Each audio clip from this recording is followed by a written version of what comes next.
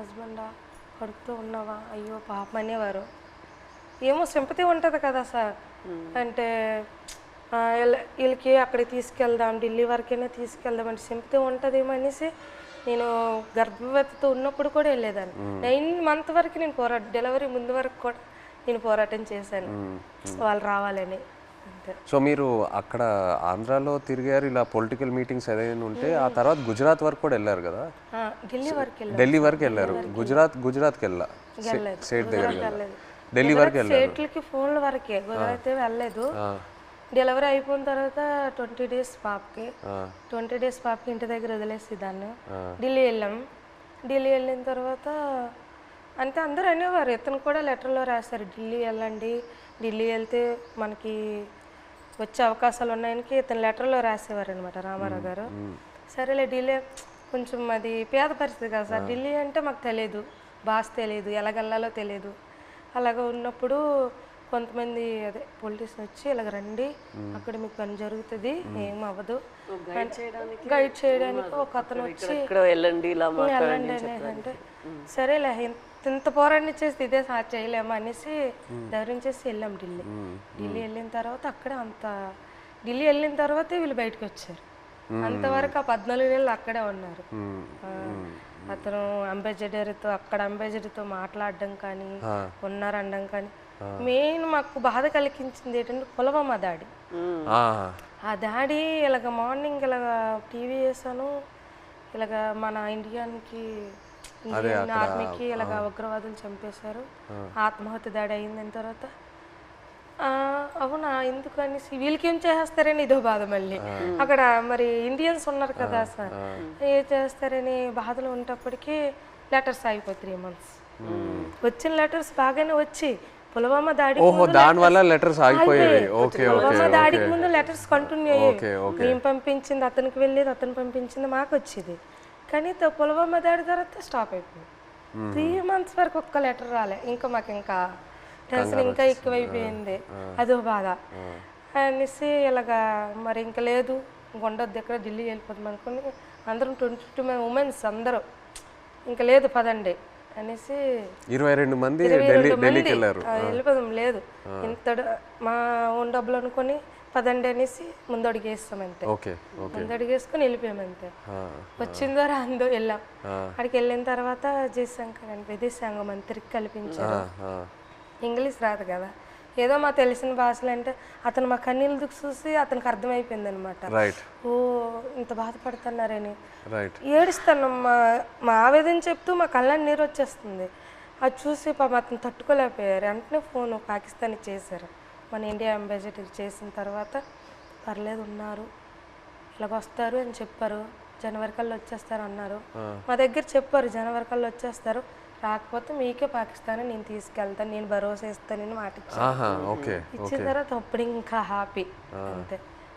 అతను అన్నట్టు జనవరి కల్లా మాకు ఫస్ట్ కల్లా అక్కడి నుంచి లిస్ట్ వస్తుంది అనమాట. గనగల రామారావుకి వాళ్ళ భాష వేరే కదా సార్, గనగల రామ గుణగల్ల రామారావు, కేసమర్రికి కసమర్రయ్య అన్నట్టు మీ పేరు కరెక్ట్ గా సార్. ఆ లిస్ట్ కూడా రాంగ్ వచ్చింది అనమాట. గనగల రామారావుకి గంగల్ రామారావు. సో మీరు కన్ఫ్యూజ్ అయిపోయారా ఎవరు అక్కడ ఎవరు ఉన్నారు ఏంటి? సరేలే అది ఉర్దూ భాష కదా ఏమో ఇలాగ తెలియపు ఇలాగ రాశారేమో అని మాకు మేము ఆలోచించుకున్నా వచ్చేస్తారు అన్నట్టు. మీకు ఆ టైంలో ఎలా అనిపించింది? సడన్ గా భయం వేసింది. పేరు డిఫరెంట్గా ఉన్నప్పుడు 22 మందిలో 21 మంది వెళ్ళిపోయి నన్ను వదిలేస్తారేటని ఒక ఇది, వీళ్ళు కావాలని వాళ్ళకి రాస్తారేటో చెప్పలేం. పాకిస్తాన్ మీ పేరే తప్పేశారా?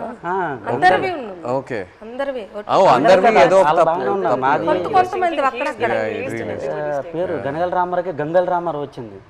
గంగల్ రామారావు వస్తే మరి పేరు డిఫరెంట్ అయితే ఖచ్చితంగా వదిలేస్తారని అందరూ ఇండియా వాళ్ళు అంటుంటారు, ఇంతకుముందు ఉన్నవాళ్ళు పాత వాళ్ళు. నాకైతే రాత్రి నిద్ర రాలేదు.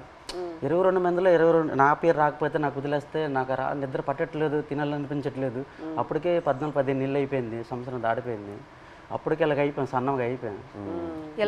వాళ్ళు ఏదో చపాతీలో అంటే ఏదో కలుపుతారంట అక్కడ జైల్లో. అదేదో మనకి ఏదో బరువు మోయాలని మోయలేమంట, ఆవేశం వచ్చేస్తుందంట. వాళ్ళు చెప్పిన మాటలే అప్పటికే సన్నంగా అయిపోయాను. తర్వాత నోటంటే కూడా బ్లడ్ వచ్చేస్తుంది. ఏమంటే టెస్టులు చేస్తే వేడి వల్ల అన్నారు, ప్రాబ్లం లేదంటే కొద్దిగా హ్యాపీగా ఉన్నా. అలాంటి చాలా భయం వేసేది అలాగే. లాస్ట్ మీరు ఆ పుల్వామా టైంలో మీరు అక్కడ ఒక కన్ఫ్యూషన్ లాగా ఏమైనా అయిపోయిందా మీకు? అయిపోయింది మరి. ఏదో వేరే సెల్లో పెట్టేవారంట అక్కడ, ఏదైనా బయట ప్రమాదం ఏదైనా జరిగితే. అంటే బీహార్ జైల్లో ఒక పాకిస్తాన్ ఖైదీకి ఇండియా వాడు చంపేశారని తెలిసింది మాకు. అక్కడ జైల్లో టీవీ ఉంది మాకు చూస్తుండగా. చంపేస్తే మాకు తెలీదు. మాకు 4 రూమ్లో అందరికి ఒక్క రూమ్లో బంధించేస్తుంటారు. బ్యాగులకి నైన్గా పట్టుకొని ఒక రూమ్లో తీసుకెళ్ళి ఇంకోటి బాంబు వేసేస్తారు, మనం చంపేస్తారని అంటే ఇంకొకడు. చాలా భయం వేసేస్తుంది. అప్పుడు అందులో రెండు కానిస్టేబుల్ ఉంటారు కదా కొందరు పాకిస్తాన్ వాళ్ళు, ఆయన లేదు అక్కడ మీ ఇండియా కూడా మా పాకిస్తాన్ ఖైదీ చంపేశాడు కదా, ఇక్కడ మీ వాళ్ళకి ఏం జరగకంటే మీరు అందరికి ఒక రూమ్లో పెడతాను, మీరు జడవద్దని చెప్పాడు. అప్పుడు కొద్దిగా ఊపిరి పీల్చుకున్నాం. అలా జరిగింది. అండ్ మీకు జైల్లో ఇప్పుడు డబ్బుల్లా ఇప్పుడు ఈ ఉత్తరాలు పంపించడానికి ఆ అమౌంట్ ఎలా మీకు వచ్చేది? పెన్నుల మీద పేర్లు చేస్తాను నేను, ఒక్కొక్కరు ఒక్కొక్క పని నేర్చుకున్నాం. నాకైతే 2 వారాలు పట్టింది టైం. ఓకే.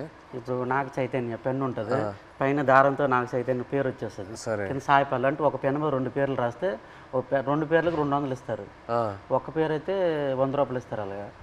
అలాగే రోజుకి 5-6 పెన్నులు అలా చేసేవాడిని. ఆ పెన్నులు వాళ్ళకి ఇస్తే ఖైదీ లేట్ చేస్తారు, వాళ్ళకి బెయిల్ మీద వెళ్తారు కదా కోర్టుకి, వాళ్ళ ఫ్యామిలీకి ఇస్తారు కదా. ఆ డబ్బులతో మేము ఏంటంటే అప్పుడప్పుడు ఏదో గుడ్లు తెచ్చుకొని కానీ మాంసం కానీ తినడం కానీ, 22 మందికి మరి మెయిన్ లీడర్ని కదా, వాళ్ళ గెడ్డలకు కానీ వాళ్ళ రింకిలకు కానీ బిస్కెట్లకు కానీ ముసలి వాళ్ళకి తెలియదు కదా, వాళ్ళకి డబ్బులు ఇచ్చేవాడిని గెడ్డలకి. సో ఒక్క ఉత్తరం పంపించడానికి ఎంత అయ్యేది మీకు? అంటే ఒక 200-300-500 అంటే మా డబ్బులు ఉండవని తెలిసి ఏవో ఖర్చులు మట్టుకు పనులు చేస్తుంటాం. వాళ్ళకి ఇచ్చి అలాగే. నేను ఎన్ని పేజీలు రాయొచ్చు ఒకసారి? ఎన్ని పేజీలు పంపించచ్చు ఉత్తరం? అంటే వైట్ పేపర్ మీద రాసి లోపల కవర్లో పెడతాం మేము. మినిమం రెండు పేపర్లు 22 మంది 2 పేపర్లో రాసి పంపించాలి. అంటే ఒక్కో ఇద్దరేసిది ఒక్కో ఉత్తరం ఉంటుంది. 22 మంది ఎవరిదా ఇద్దరు జాయింట్ పడేవాళ్ళం. ఓకే. ఇంకా డబ్బులు లేనప్పుడు సర్దుకుంటేవాళ్ళం అలాగే, ఇటు పెట్టి అలాగే అడ్జస్ట్మెంట్ అయ్యేవాళ్ళం.